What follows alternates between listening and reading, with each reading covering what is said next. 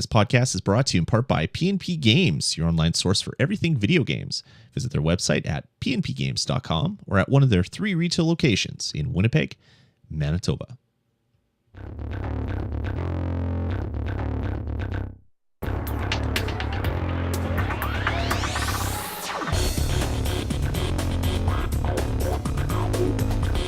All right, everybody.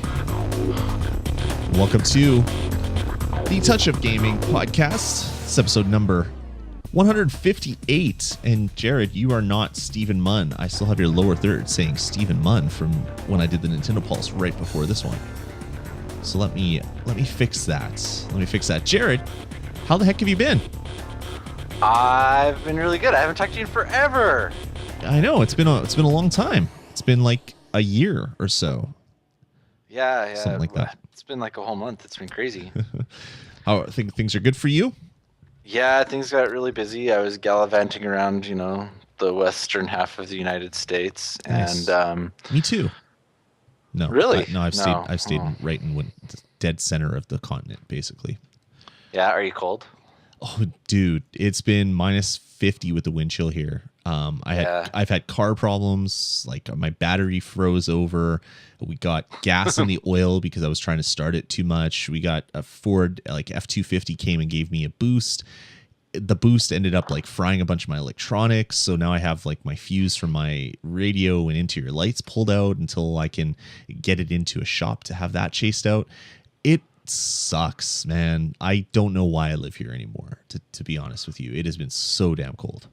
Yeah, I have a brother that's now in Wisconsin, and he's telling me the same thing. And he should move to Winnipeg, and then he can talk about cold. Until you live here, you can't talk about cold, because it is not. I went to Arizona, and it was 70 degrees. It was beautiful. I hate you. I don't know what that is in Celsius off the top of my head, but 70 degrees is about 21 degrees Celsius. Yeah, that was nice. I was a little sad when I had to go on in my trip.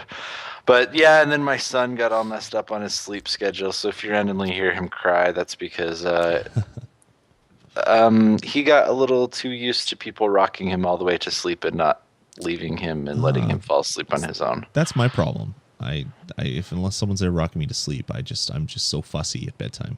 It's terrible. No, I hate it when that happens. So anyway, but yeah, it's good now. I feel really refreshed getting back and nice. Getting back to work, and it was a really good break, and I'm feeling great. Nice. Did you notice I got the beard back? I can't see you because you turn off your video. Well, all right. Well, I have a beard back, Jared. Thanks for ruining the magic of the internet web show thing.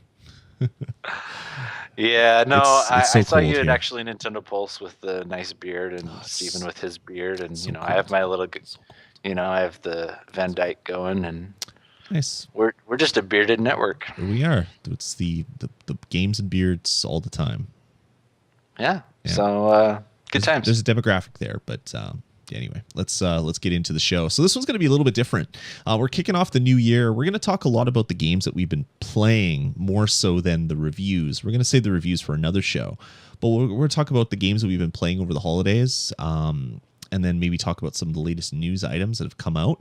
It's CES week, so there's been a few little news and notes that came out at CES, but that's going to be about it for this show. So hopefully you guys don't mind. No official review in this episode, but we will be back next episode with more reviews. So let's get right into it, man. Do you want to go back and forth, or do you want to go first and I go second? I'll leave it up to you because it's been a while since we talked, Jared. I want to give you as much excuse to come and talk to me again. I think we probably better go back and forth just because I'm looking at both of our lists and they're really, really long. So otherwise, I think our voices will get just beat up. So cool. All right. Well, how about you start it? Because age before beauty is the saying, I guess. Is that what people say? Are you implying that I'm older than you? No, you're way younger than me, so that doesn't even make sense. So first of all, I've been playing a game that came out in December, and it unfortunately came out so late that it kind of flew under the radar of some people, I think. Including me. Including you. Which is weird. I was like, what is this game you speak of that I know I would love? Yeah, so this game is Shadow Sun. It's a little more. It's definitely on the premium side of games. Um, However, it does have some in-app purchases on it. So, um, well, that is what it is. Both good things and bad things. So far, as I've been playing, I don't feel like I've needed any of um, the in-app purchases. So hopefully that stays that way. It's also on a 20% off still. So they said that eventually it's going to go to 99, and right now it's 7.99. Hmm. So I don't know how long it'll be on that $2 off thing. They kind of implied that it was just for the start, but then they pushed it up to 9.99 for like 2 days, and then it went back to 7.99. So I don't know if 7.99 is the price they're now going with or what, but um, yeah. So this game is kind of a Western RPG, kind of open world. There are some limitations to the open world, but that was kind of to be expected on the platform. Yep. Um, because sometimes you like have a perfectly open. Right. However, you can't walk down that alleyway. There's like an invisible wall in front of you. Um, it's kind of to be expected, and I guess it's better than them closing off every alleyway so that they can give you a more open feeling. However, there's tons of different skills you can get. It kind of reminds me a little of like the Arlon or what was it, Raven's Sword. Yep. Those kind of games on it, except obviously a new version. It's by Ocean Studios Inc. I've been playing it a few hours.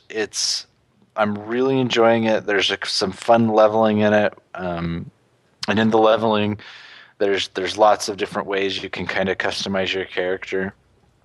I can't customize the character like I almost always do in games. I hate to say this, but I'm the guy who always likes the summoner character. I don't have to do the fighting and click happy.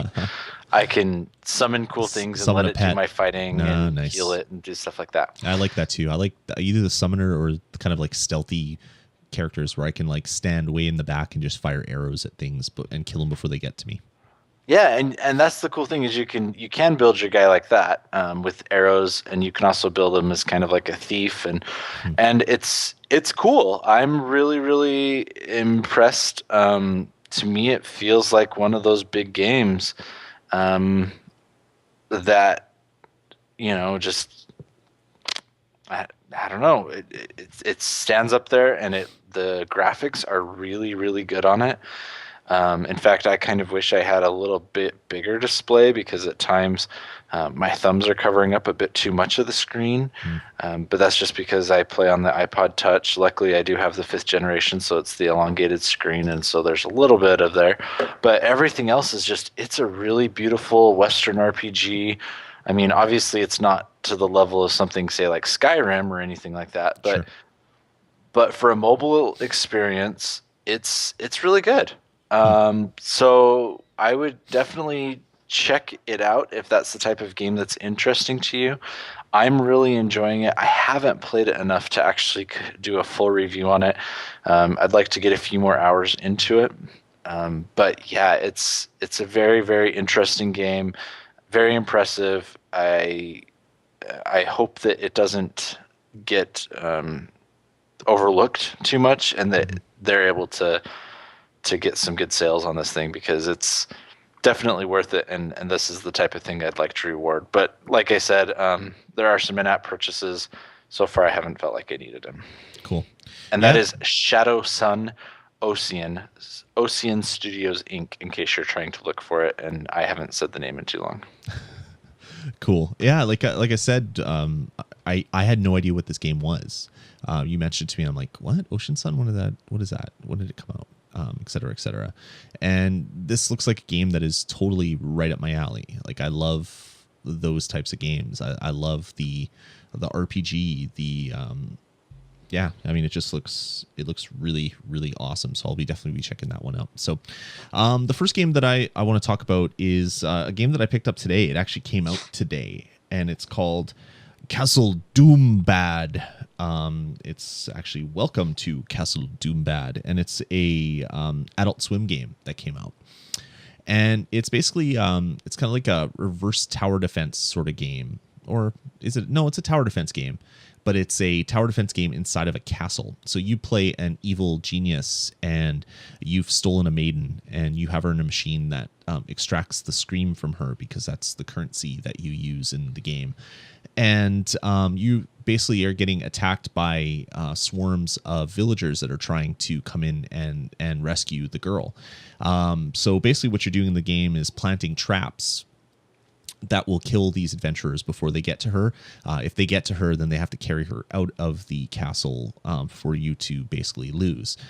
You get points for killing enemies. You get points for beating the level without the damsel getting taken or like removed from her little machine that she's in, and stuff like that. Really, really fun game. I've been pretty addicted since I started playing this evening when I got home, and I'm not that far in it, obviously, because it just came out, but there are 3 chapters and something that they call the bonus mode. To unlock each of these chapters, you require crowns, and you get crowns by beating levels. So you'll beat a level, and if you beat it without the damsel getting taken from her little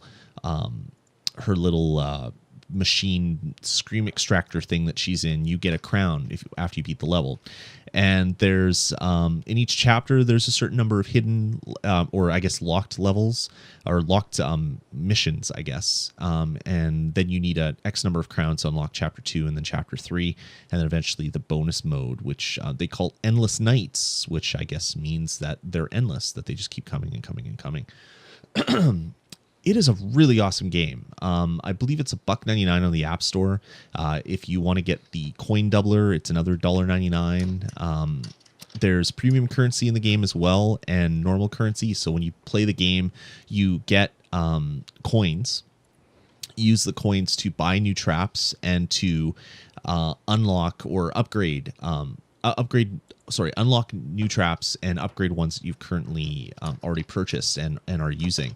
And then there's also a premium currency, and I believe it's called like evil points or something ridiculous. Let me see. I'll bring it up here. It's called Doom Skills. Doom Shekels? No, Doom Shekels are the gold.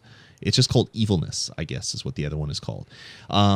So evilness is used to buy the in-level power-ups. So there's certain power-ups. One that basically sends rockets and destroys all the things in your level.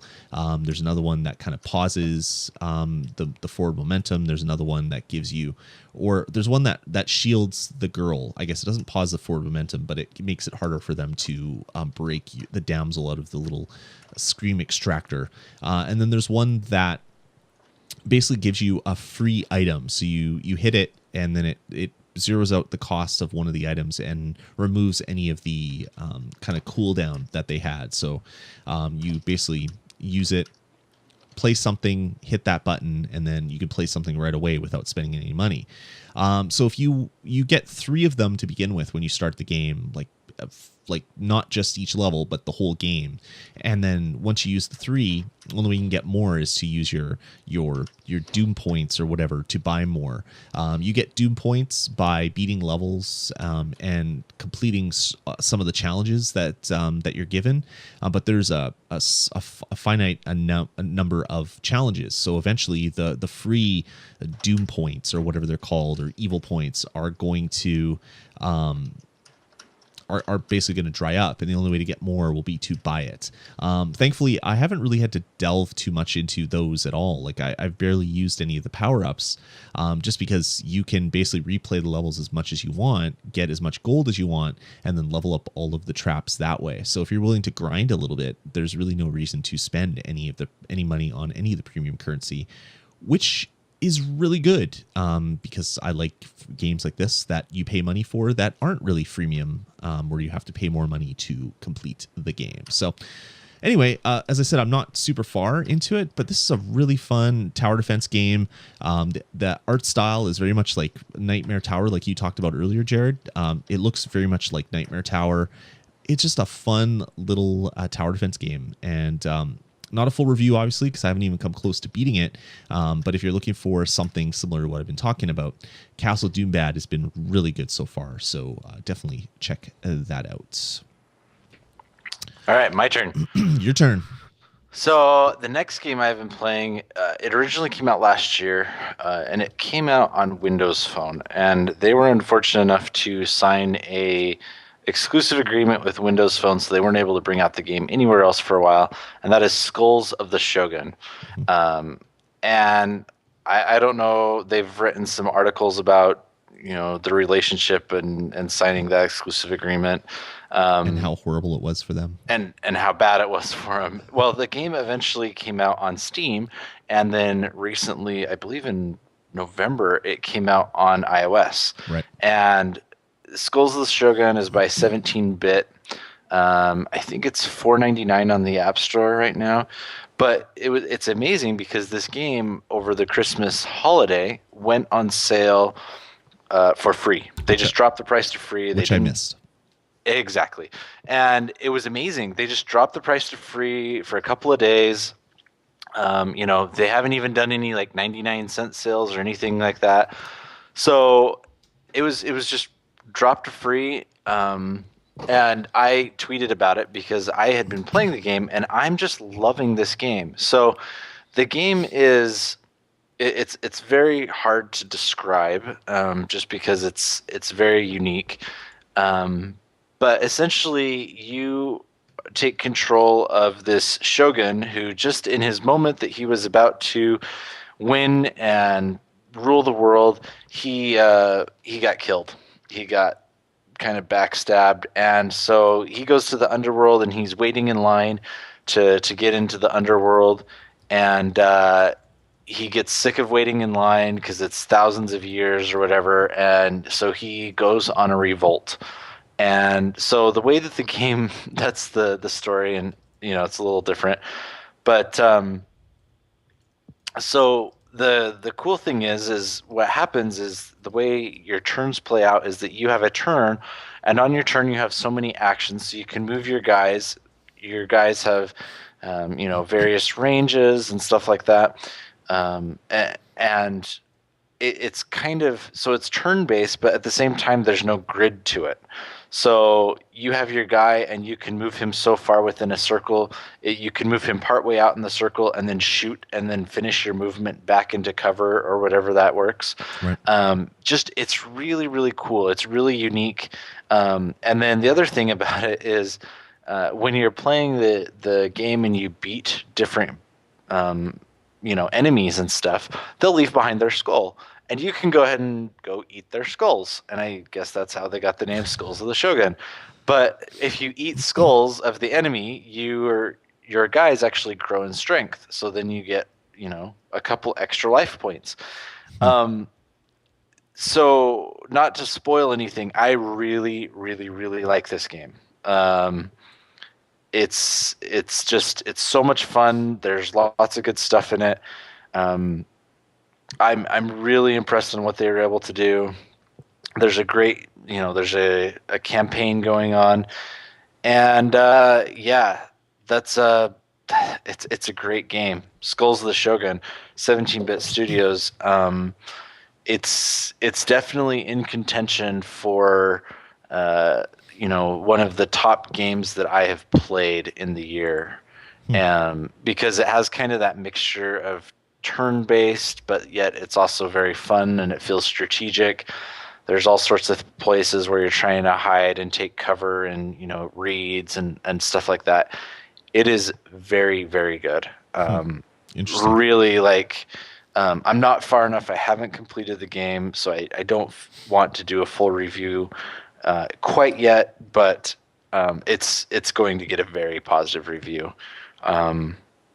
One of my top games that I've played recently on my iOS device is this game right here. And like I said, it went free. So if you're following me on Twitter and you saw it and you did it, well, then good for you. So that's when you should text me so I know of these things, Jared. I don't have texting to Canada. You should get an iPhone. Then you could just iMessage me and then you don't have to worry about it. Actually, you could do it from your iPod Touch. You're right. I could do it from my iPod Touch. Oh, I'm just so disappointed in you. Yeah. Just So sometimes you'll have to give me your phone number, and I'll add you on my iMessage on my iPod Touch. awesome. We'll do so. All right, cool. Next up, one of the games that I picked up over the holidays, Republique. It's a Kickstarter that I had kickstarted or funded, I guess, over a year ago.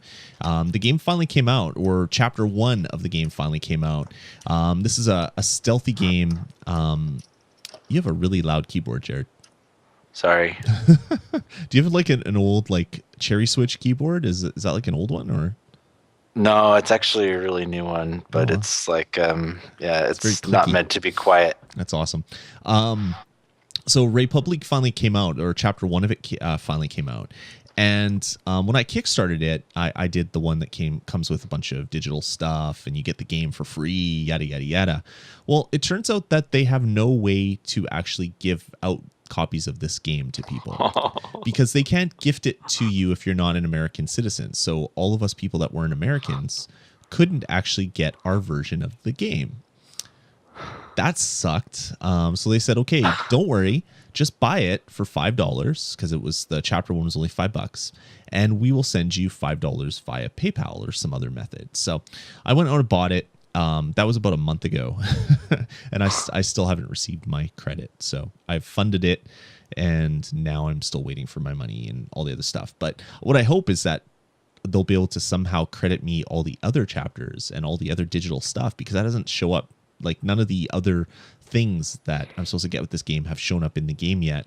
Hopefully that's coming in the future. So I'm not saying that they're ripping us off or taking the money. It's just that people sometimes jump into these things without realizing fully how fulfilling some of these digital contracts is going to be, especially with Apple. They don't seem to play nicely with people, even developers that are making them lots of money, which is kind of annoying. So anyway, Republique, it's out.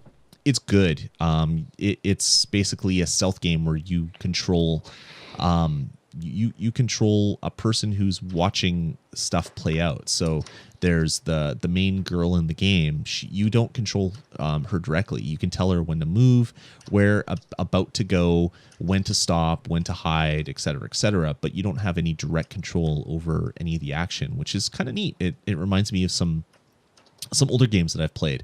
It has full animated faces when the characters talk. It looks like a console title that is running on the iPad. So I'm slowly making my way through it. I didn't want to binge play because it is quite a wait to get to chapter 2. So I've been kind of playing it slow and kind of savoring it a little bit. But I'm really am enjoying it. As tough as it was to get my copy of the game that I had basically funded and was promised, it's great, even though I had to spend $5 to get it. So do check that one out if you're looking for a stealth action game, Republique. All right, your turn, Jared. You're up next. Tag, I'm it. Next game I wanted to talk about, I'm kind of late to this one, but based on kind of what you had talked about, but more quirky dog in the chat room, I went and picked up Oceanhorn.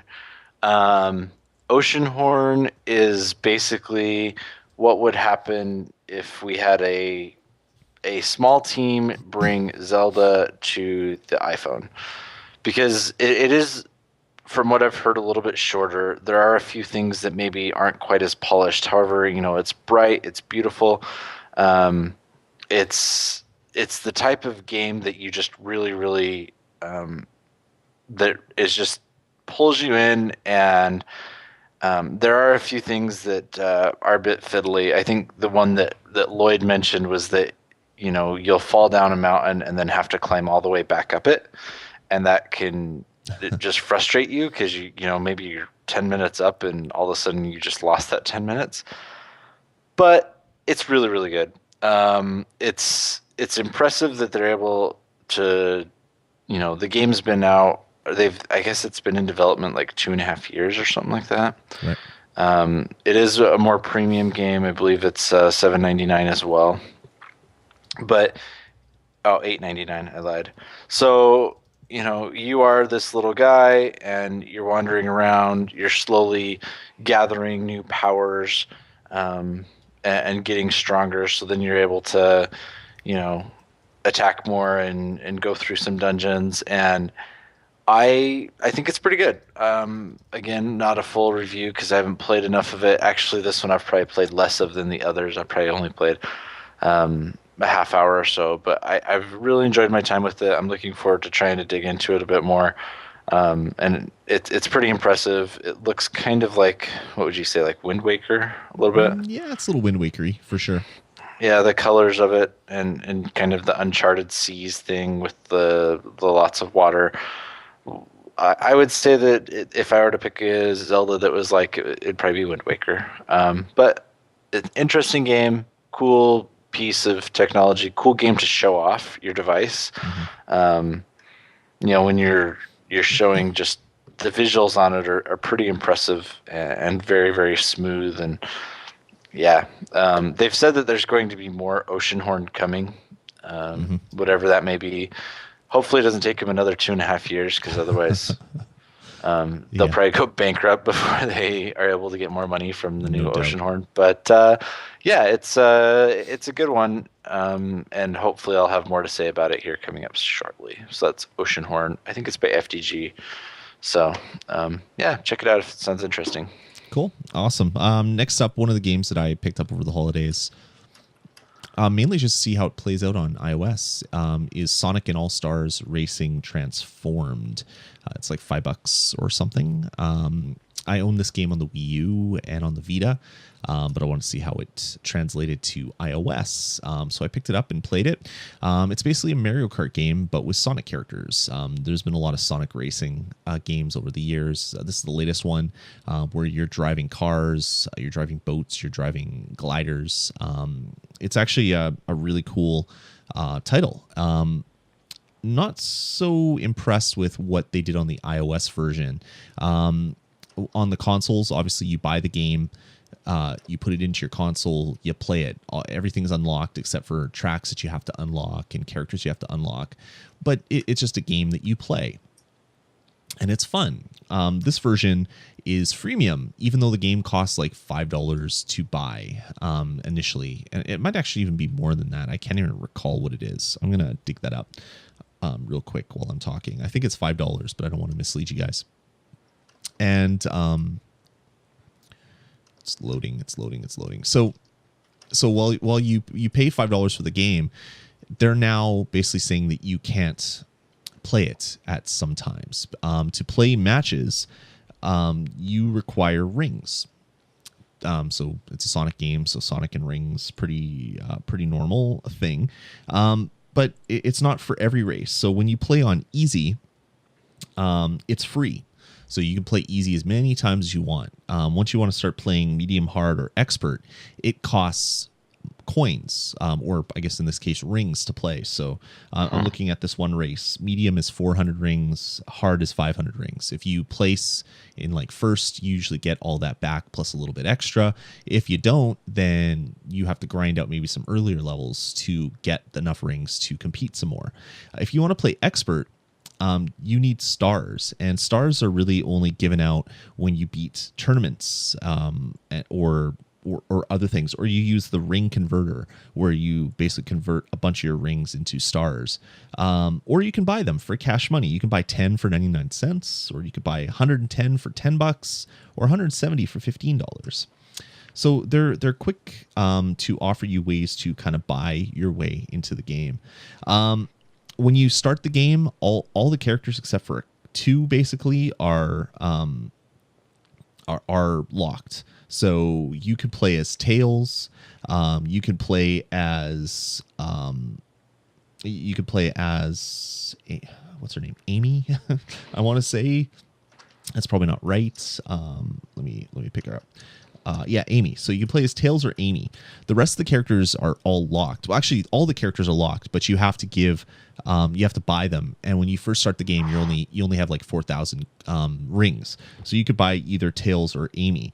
If you want to play any of the other characters, you have to buy them, and you need a lot of rings to buy them. Even Sonic, the game that or the character that this game is named after, is 6,000 rings. So you have to race a bunch to be able to play as Sonic. really kind of a weird thing there. The same thing is with levels and other modes and missions and things. They're all locked. So basically, when you're playing the game, you can only play like the main mission mode without paying more money. If you want to race forever without ever using coins, so if you want to get rid of the whole you have to pay money, you can pay $10 to buy the free races forever pack, which will do that. If you don't want to wait to unlock characters, you can buy the character booster pack, which is also $10. Or if you want to unlock the secret characters, you can buy the boss pack. You can buy the rivals pack to get instant access to all the rivals. If you want to just immediately unlock a bunch of the game, you can buy the VIP pass, which is $5, which unlocks Sonic, Tails, Amy, Ooh La La, and gives you access to the Grand Prix multiplayer mode. And you also get 30 stars. So I guess what they did is they sold you a $25 game, but they broke it up into pieces to basically convince you to slowly unlock this and buy it. I don't know. I don't like this. I don't like buying a game for money, for real money, not like a 99-cent game, but something that's like meaty $5-10, and then having to pay more money to really get use of the game. At least this one doesn't say that you can't play after a certain number of races, like Angry Birds Go, where after 5 times you have to put your little Angry Bird on the shelf because he's tired. But this one, essentially, if you're not doing well, that's essentially what it is. You're going to be having to race other crappier modes that you've already beaten to get some more rings to basically have enough to buy so you can compete, etc., etc., etc. The game itself is awesome. It plays really well. It looks like the Wii version of the game. It plays like a dream, but like I said, since I already own it, I'm more likely to just play it on my Wii U or my Vita and not have to worry about these really weird freemium things that they're throwing in for a game that is not freemium. It costs real cash money to buy. So yeah, that's Sonic and All Stars Racing. Not a huge fan of the way that they're trying to take money from you. But anyway, that's that game. Yeah, that's a little frustrating. I don't mind freemium apps. I don't mind premium apps. The ones that try to walk the middle. Yeah, they want the best of both worlds, which that's not right. Or if you do, at least make it not required to progress, or make it something else that adds content or something like that. So I don't know. It just that bugs me a little when I see games like that feel that way. And the thing is at some point down the road they're probably going to turn it into a free game, and then all the other stuff won't feel nearly as bad. Yeah, like if it was a free game and I had to grind to play the different missions, I get that. That's fine. And I'd say, if I really like it, I'll drop the $10 and I'll unlock everything and then not have to worry about it again. I'll race free forever. And that would be great. But when you pay $5 for something, then they ask for $10 more to actually really play the game. It just, I don't know. It just seems terrible to me. It's not something that I would ever want to do. All right, well, I'm going to do 2 quick ones here because my list is a little longer than yours. Sure. So first of all, I've been playing Nightmare Tower, which you reviewed a while ago, like months ago. And for whatever reason, I think I might have picked it up, or maybe I didn't pick it up. But I finally got to play it over the break. And it's a lot of fun. I agree with you that this game is really good. And so this one is one where you launch up on a rocket, your little knight, and all sorts of bad guys come down on the bottom. The bad guys have all sorts of different things that stop you from attacking them, whether that be spikes or they shoot little beams at you, or energy balls or whatever. And you can touch the screen to kind of, for lack of a better word, ground pound, but attack them and dive quickly down. And for every guy you hit, you speed up in your quest to get higher and higher and save all the princesses that are in this world. Whenever you unlock a princess, they also unlock a new upgrade that you can get, and then you can use the money from one run to then buy more stuff and get like better swords that'll allow you to attack harder and things like that. So it just allows you to get higher and higher. So it's really good. I'm a fan. I know that you liked it. I like it too. So that's a good thing. I guess maybe we can like compete to see who gets the highest, but I'm sure you will because I have not completed the game yet. Yeah, But it's a great game. That's one of Kara's favorites. My wife Kara's favorites. She played Nightmare Tower like crazy. After I showed it to her, she really really dug it. yeah, for me it's a good one to pull out and play for a couple of quick minutes while I'm waiting for something, and then you know play around, get some money, and then hopefully the next time I can get even farther. Hmm. So then the other one I'm going to talk about quick is another one that's already been talked about, and that is Summoner Wars. So Summoner Wars is a tactical card game that's been made into the iOS. It's over a year old now, but they keep supporting it by bringing out new factions. And so if you only know the iOS version, I think there's 8 factions on there if I'm remember right. So if anyone's wondering, there's like 16 total factions in the game. So they still have a ton more that they can bring out. And not only that, I went and bought some of the other stuff so that you can now customize your card decks.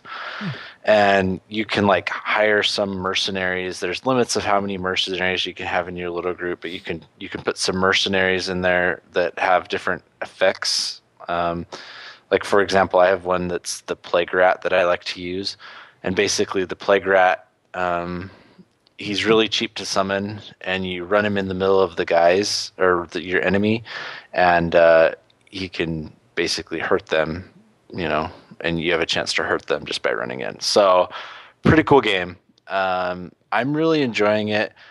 At one point over the break, I was playing like 15 games at a time because it has Yikes. that asynchronous play, and I was loving it because every game felt so different because I was building my deck slightly differently, trying out new strategies, and then trying out different factions and learning different factions. And this is like one of my absolute favorite games now.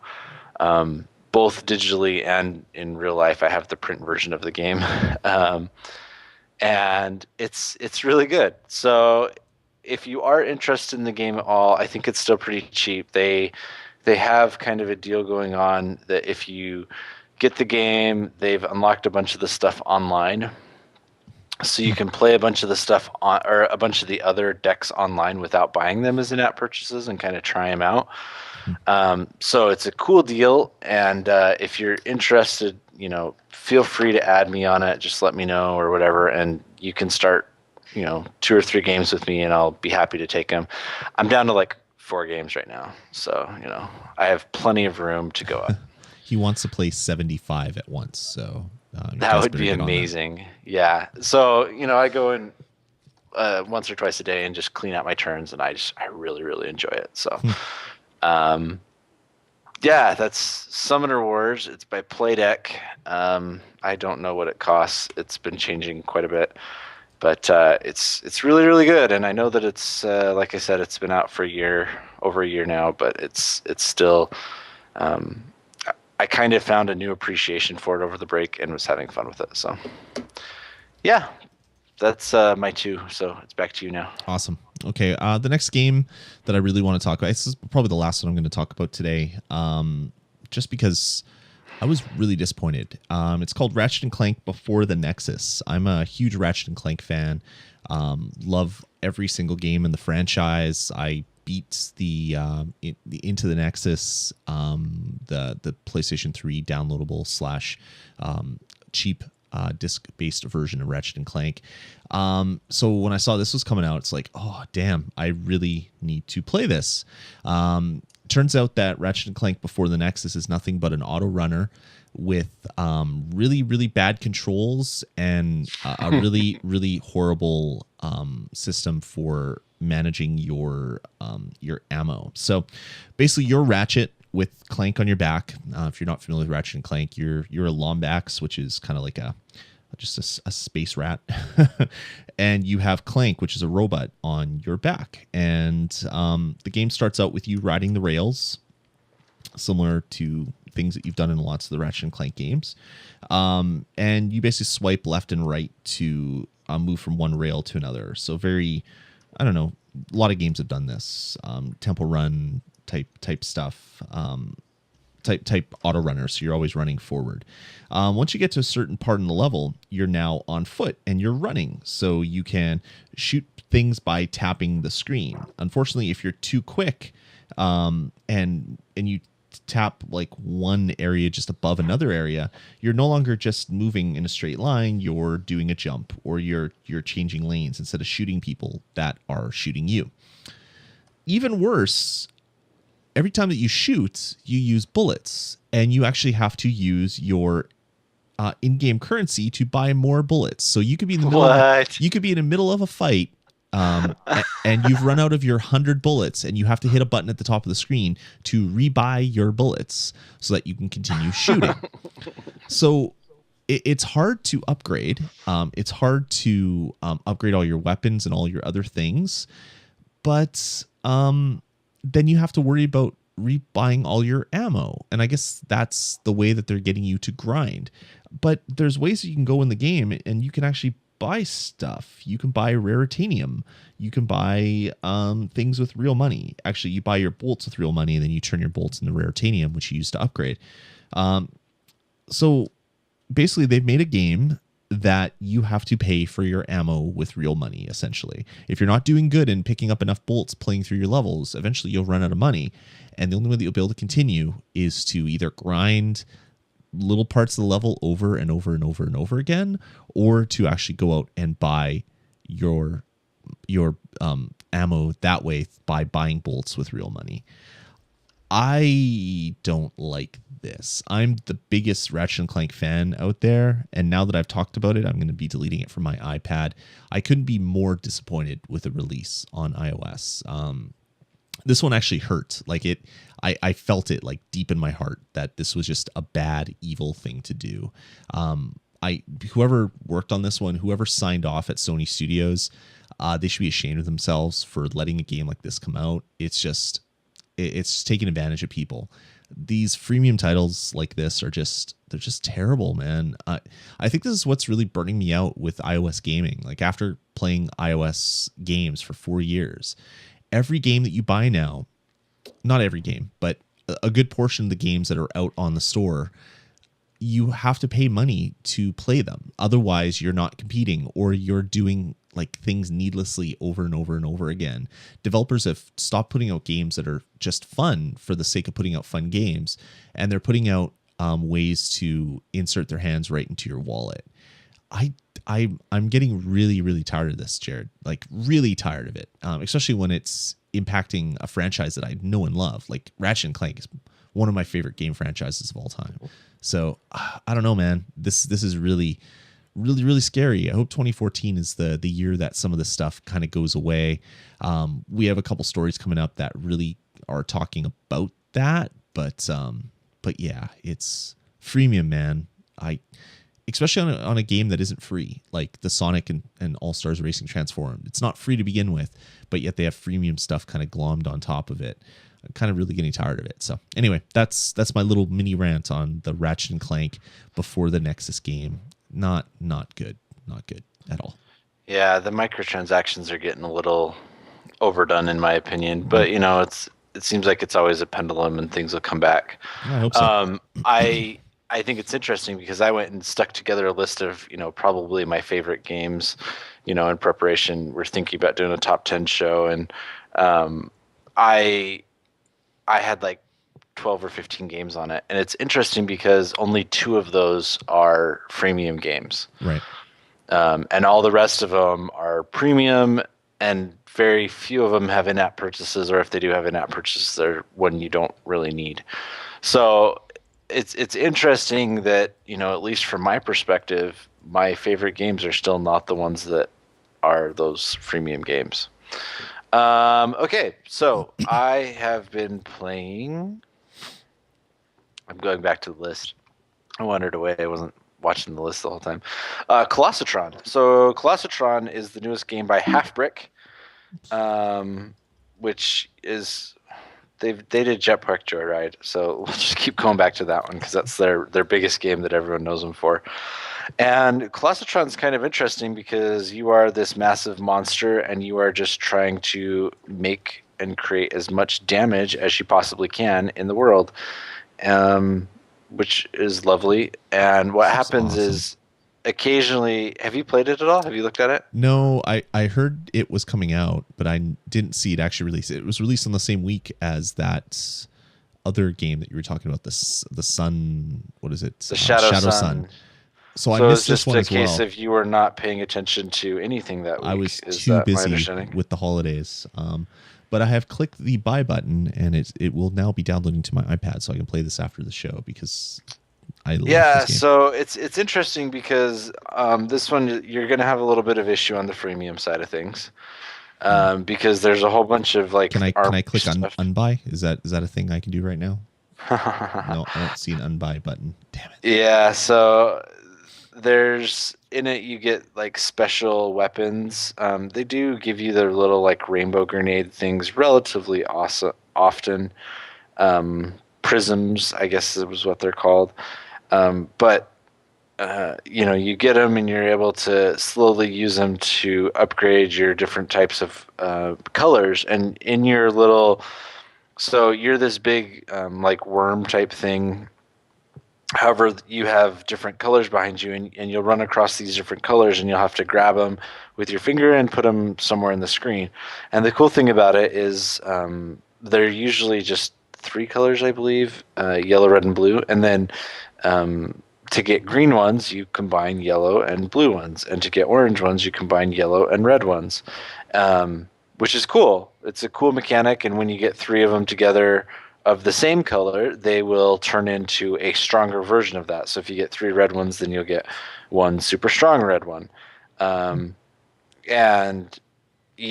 that's pretty much the main part of the game. And you slowly just build up your little team and you build up your worm thing, and at the end of levels you can go and spend stuff to go ahead and improve your ability to create even more damage, and then yeah, you progress through this little pretty cheesy story to make more destruction.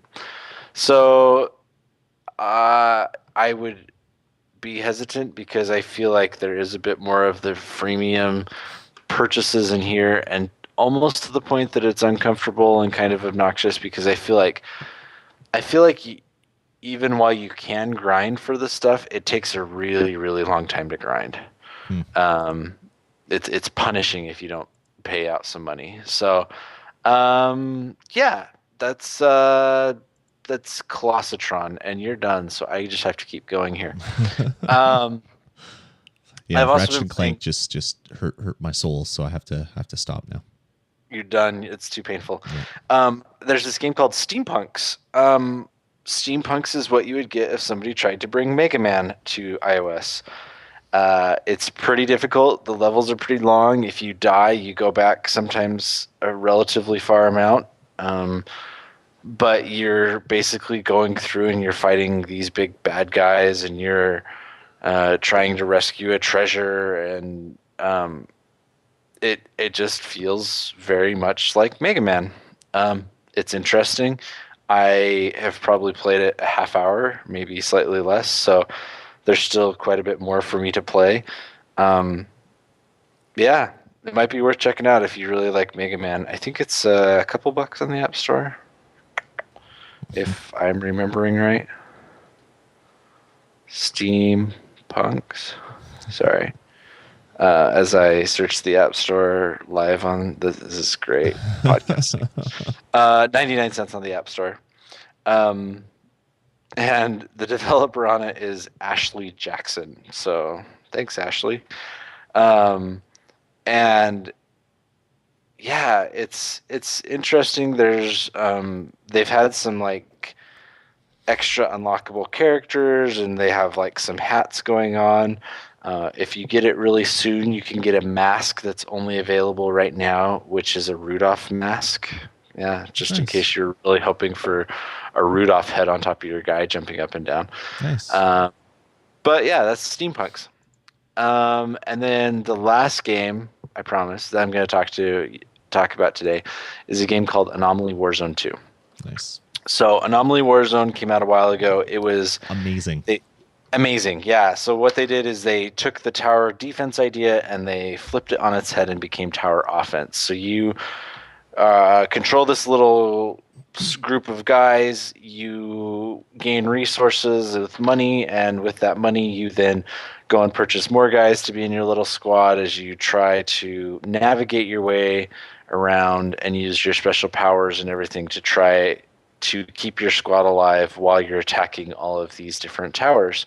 And maybe you'll plan a longer route around the back of them so that you can attack the guy from the back so it can't shoot you as well, the turret, all sorts of things like that. It's really, really good.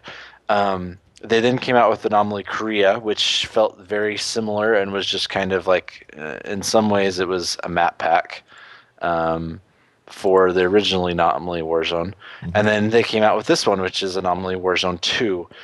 They did amazing things with this one. They basically just took everything and made it bigger and better.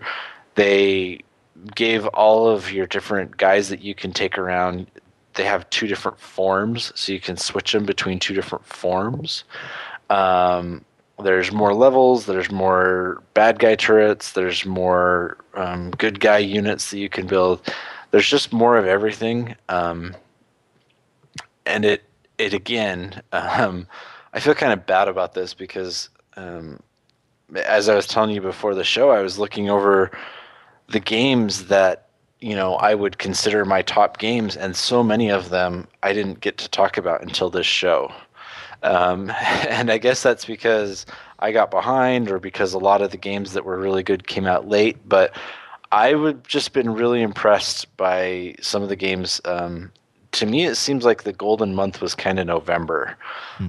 November was just so hot. Every single week there was something I really wanted to play, and it was a really good month for iOS gaming.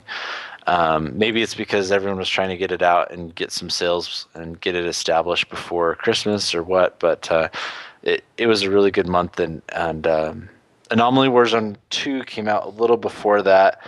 I just didn't get around to playing it until now because of some other issues, and it's again really, really good. Big fan of Anomaly Warzone 2. If you like the tower defense genre and want to play something that's a little different, it's a good one for you. If you kind of like the more strategic type games, it's a good one for you. It just appeals to a lot of different types of people. If you have extra crystals, you can go level up your guys so that they hit harder or have more life, and just it's a really, really good one. I Cool. really like it. Awesome. Cool. Well, thanks for that, Jared. Well, thank you. I'm tired of talking now. Well, let's get into the few news items that we have before we call it quits for this episode. We had talked previously about how terrible the in-app purchase freemium garbage has happened or has been happening over the last little while. Well, here's some news about developers that have seen kind of the complaints and kind of gone the other way. The developers for Where's My Water 2, Disney, have basically seen all the complaints that were coming from parents and other people about the energy system that was in Where's My Water. You played a lot of Where's My Water 2, right, Jared? Yeah, and for me, it wasn't a big deal because I never had time to marathon through a whole bunch of levels. So why don't you describe what the energy system was? So Swampy would get tired, basically, and you would play 4 or 5 levels, and you would then to go on unless you wanted to pay 99 cents and get him back up. Additionally, that energy, if I remember right, would get used even if you fail the level. So if you fail the level several times in a row and were having a difficult time with it, I did have this maybe once. It would just be terrible because you'd fail and you'd use up energy anyway. However, they did give you free refills occasionally. Like whenever you beat a world or something like that, they would all of a sudden you'd have full energy again. So there was occasional times when they just gave you back full energy, but yeah, it was a little obnoxious. For me, it was less so just because it wasn't the type of game that I was going to sit down and play a whole lot all at once. But yeah, that was just me. Yeah. So the developers have actually gone and taken that whole system right out. There's been a lot of games that have come out, like Angry Birds Go. Last episode, that was what I bitched about the most. Was if I have time to play a game, I want to play the game. I don't want to wait 25 minutes for my little birds to take a little nap so that I can play with them again. It's ridiculous. So it's good to see a big developer like Disney see this and basically fix it. Hopefully other developers will see that some of the big heavy hitters have taken that stuff out and will just not ever do it again, because this is a horrible thing in the games, and I really hope it goes away and never comes back, to be quite honest. And the same thing happened with Cut the Rope 2. So in Cut the Rope 2, the way it worked was there would be little lucky 4-leaf clovers, and the only way you could collect the 4-leaf clovers was by special power-ups, and they gave you a few of the power-ups initially, but then you didn't really earn them after that. Right. And so in order to get those clovers and unlock all the secret levels, you had to pay to get these superpowers. And I've been playing a bunch of Cut the Rope 2. I think it's really good. They really, really upped the difficulty level. Just, at least that's my opinion. Right. Feels much more difficult than the original Cut the Rope, which is good. I like the challenge of it. But the same thing, I saw that they tweeted something about updating it about a week and a half after it came out, and they said that they were removing some of that. I haven't went back in to see what they did exactly. Right. But you're right. It's nice to see people at least listening. And I mean, the only thing I would have to say is, if you do see these things that do feel unfair, then make sure your voice is heard about it. I mean, I'm not saying be cheap, because obviously these developers need to be able to earn a living and feed their families. Right. But, when you do see that when it feels kind of aggressive and that type of thing, the developers do listen occasionally. Mm-hmm. They do. Let's go to forums, go to like Touch Arcade forum, post reviews on the apps store page itself, email the developers, let them know, because this it's a terrible thing to do to people, to make them wait to enjoy your game. It's the exact opposite of what a game should be. A game is something to play with and have fun with.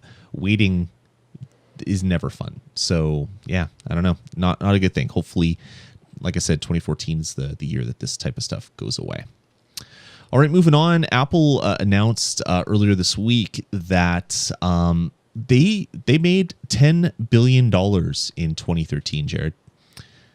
That's a lot of money. $10 billion. And do you know what the one of the most popular games was? One of the most terrible games Clash for of Clans. Well, yeah, that's one of them for sure. Candy Crush Saga was one of the bigger ones, and that is a game that basically is just demanding you to spend money. It's as freemium as you can get, where you get to a certain point, you can't continue unless you pay money or wait a long time.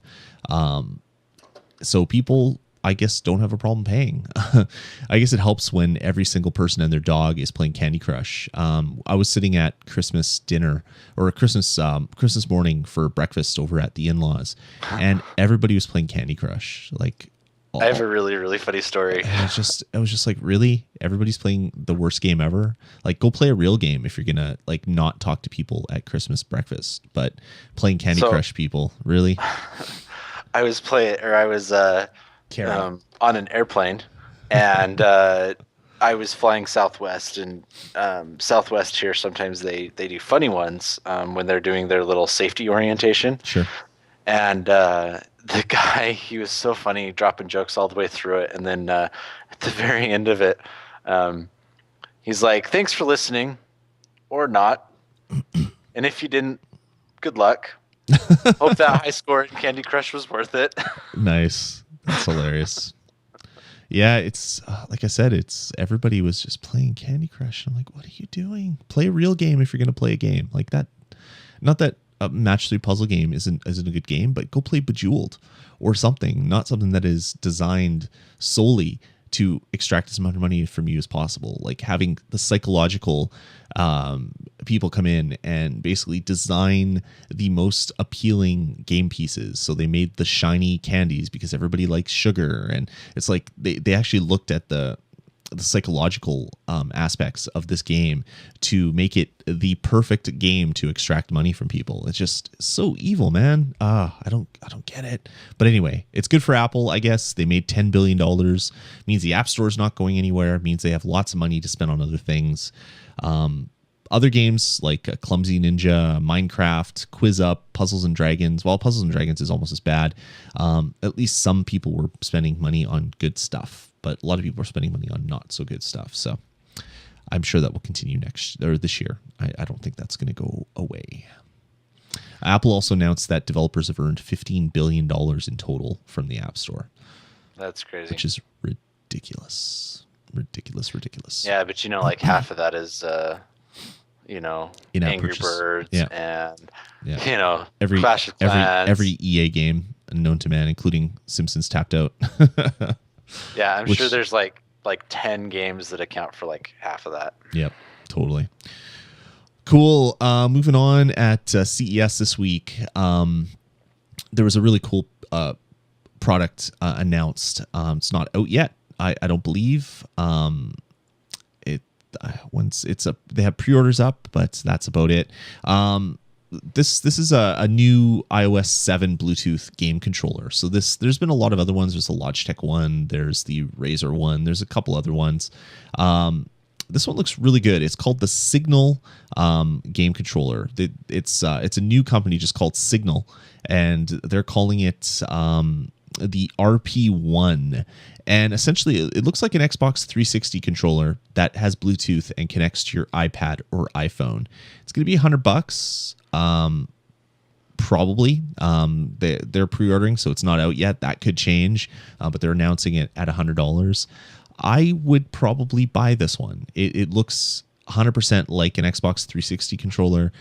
People that have played it at CES say it feels like an Xbox 360 controller. It looks so damn good. $100 is a lot though, especially when you can buy a 360 controller for $60, and it has Bluetooth in it. It has a wireless transmission protocol inside of it. Yeah, this one looks really good. I don't know. Are you interested in any of these controllers, Jared? Is this something that kind of gets you excited about gaming on iOS? I would love a good controller. I think some of the ones that have been most interesting to me are the ones that do the battery life extension as well. Yeah. That actually plug into the port. But yeah, I'm very interested in the controller. I just would love to see more games adopt it. Seems like a lot of games have added the support, but we haven't, actually seen anything that's super solid. When they finally did come out, they weren't able to program for that specific device, and hopefully it will come in. I was really hoping with iOS 7 that it would take off, and it doesn't seem like it has, like I thought it might. Right. And so in that case, I think it's going to have to wait a little bit for Apple TV. If Apple TV does it and you had a universal controller, that would be amazing. Yeah, exactly. But we'll see what happens. Yep. As Will in the chat room says, the SteelSeries controllers look really good as well. SteelSeries Stratus was shown off at E3, and it looks similar to kind of a 360 controller. It looks a little different shaped, obviously, so that they don't get sued. But it looks really good too. But all of these ones, they're $100. I mean, that's a lot for something that really doesn't do much other than play games. Like it's not, like you said, it's not one that extends the battery life at all, because it is just a separate controller to play games on. Still, I don't mind it. I would love something like this, but $100. Did you see the price on this one? It's $100 as well. Yeah, they're all $100. Do you think there's any chance? And I know this is a little bit out there, but do you think Apple might be controlling prices? Because it seems like everyone has been announced $100. Yeah, I don't It could be like Apple might have some say for you to actually release one that works with their spec. Like the same thing for when you make cables for like the lightning cables or whatever. You have to pay X number of dollars to join the program, and then you pay a fee to release products with that little sticker on the box or whatever. So maybe there is a big price. Maybe it's like 30%. Apple wants their $30 for every $100 controller sold or something. Like, who knows, really? It wouldn't surprise me. It's kind of evil, but what are you going to do? But it looks good. These ones look good. I just don't really look forward to spending $100 on one of these things. Yeah, I guess I'm just a little surprised that nothing has come out cheaper yet, because it seems to me like with all these people bringing them out, I just wonder if, it's maybe my little conspiracy sense, but I'm wondering if there is some control. I want one of these. Some control. But yeah, hopefully I hope that it does well and that we're able to see some success with controllers. I want my little 8-bitty, but to work with the MFI standards so that I can use it in newer games that are coming out. That would be, there you go. That would be awesome. Yeah. But it will never actually happen. I don't think iCade will be coming out with an MFI compatible controller anytime soon, probably because of, like we said, the licensing. It's just going to be too expensive for them, I think. All right, moving on. Last story for today. This one just actually hit the App Store a little while ago. It's a game called Rhythm Thief. This one came out on the 3DS not too long ago. It's a game that was getting some decent reviews. I never picked it up. It seemed kind of weird. It's basically a dancing kind of game. So it's a rhythm action game where you play a thief, and the game basically is told through you dancing across the platforms and stealing stuff and things like that. Looks really good. Apparently the iOS version is faithful to the 3DS. It is $10, so I'm hoping that it doesn't have in-app purchases and stuff, other than Sega is promising to release new content for this game for in-app purchase. I would tell you about all the in-app purchases for this game, but for some reason, Sega has decided to not release it in Canada. So if you're in the States, you can get it, but you can't get it in Canada for right now. Really, really kind of bizarre. But anyway. How does that make you feel? I don't really care. There's so many other games that I could be playing right now. And if I really want, I could probably find the 3DS version of it for about $10 anyway. But yeah, it's kind of weird in this day and age that they just don't release worldwide. Like, there's no reason to not do it except for maybe licensing issues. Yeah, and I know a lot of games come out in Canada first so they can test it, but that's clearly not the issue here. No. So it must be a licensing thing, but it's a Sega game, so yeah, I don't get it. Do you want me to go tell you about the... No, don't really care, to be honest with you. Apparently, the in-app purchases are for buying energy. So maybe this game has a... to buy coins, rather, to get out of tough situations instantly. You can still find them in the environment, as always. So coin purchases are entirely optional. So I guess in the 3DS version, there was coins that you would find that you can use to buy your way out of a jam. Now you can just buy them, so you don't even have to find them in total. So yeah. Anyway, just wanted to make mention of it because it is a pretty big title. At least it was on the 3DS. Is this like a Elite Beat Agents type game? Is that what this is? It's kind of like Elite Beat Agents in some parts. There's also mini games and other things. It's kind of like a weird mix of different types of styles and genres and stuff like that, all into one. Yeah. So check it out if you're into that type of stuff. Rhythm Thief on the App Store for $10. All right, man. That's gonna about do it for this episode. Thanks again, Jared, for joining me. Yeah, it was a pretty long episode, even without a review. Oh, I just made an app full screen by accident. Hopefully that didn't screw up our recording. That was really weird. Well, happy 2014, Jared. Happy 2014 to you, Lloyd. And like I said in the Nintendo Pulse, my New Year's resolution is to miss less shows due to work and other stuff. So hopefully we won't miss too many ToGs over the year. That's unfortunate. My New Year's resolution was to miss more shows. Oh, we should really talk before we made our resolutions, because apparently they kind of compete with each other. That's really horrible. Yeah, that sucks. All right, well, we'll see what happens. We'll see what Just happens. kidding. We'll have a great year. All right, guys. Thanks for tuning in. Thanks for staying subscribed to the Touch of Gaming podcast. Hopefully, you had a really great holiday season and a happy new year. And yeah, we'll be coming at you every week or so here in 2014. Let us know what you think. Head on over to vgpodcast.com and click contact us. Email us at vgpodcast@gmail.com, or you can call our voicemail line, which is area code 505 VG Podcasts. All right, Jared, thanks again for joining me. Thanks for having me, Lloyd. And we'll talk to you guys in about a week's time. Take it easy.